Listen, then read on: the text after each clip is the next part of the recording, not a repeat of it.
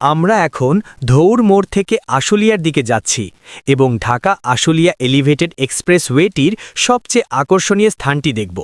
ধৌর মোড় bus stand থেকে আশুলিয়া বাজার বাস স্ট্যান্ড পর্যন্ত এই অংশটি থাকবে সম্পূর্ণ এলিভেটেড। আমরা এখন দুপাশে যে দুটি এলিভেটেড রোড দেখতে পাচ্ছি, এই দুটি হচ্ছে সার্ভিস রোড। এই দুটি দিয়ে সকল ধরনের যানবাহন ও পথচারী চলাচল করতে পারবে এবং এই দুটি সার্ভিস রোডের মাঝের অংশে হবে মূল এক্সপ্রেসওয়েটি।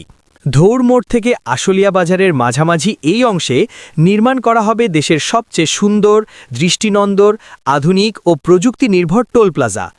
আমরা দেখতে পাচ্ছি নির্মাণাধীন টোল প্লাজার পাশে এই স্থানে কার্পেটিং করা হচ্ছে। কার্পেটিংয়ের কাজটি খুবই দ্রুততার সাথে করা হচ্ছে। যেহেতু মিরপুর বেড়িবাঁধে ধৌর মোড় থেকে আশুলিয়া বাজার বাসস্ট্যান্ড পর্যন্ত নিচের বিদ্যমান সড়কটি থাকবে না, স্থানীয় যানবাহনগুলো সার্ভিস লেন ব্যবহার করে যাতায়াত করতে পারবে। ধৌর মোড়ের কাছে ও আশুলিয়া বাসস্ট্যান্ডের আগে তুরাগ নদীর পাশে রাখা হচ্ছে দুটি এলিভেটেড ইউ টার্নের ব্যবস্থা।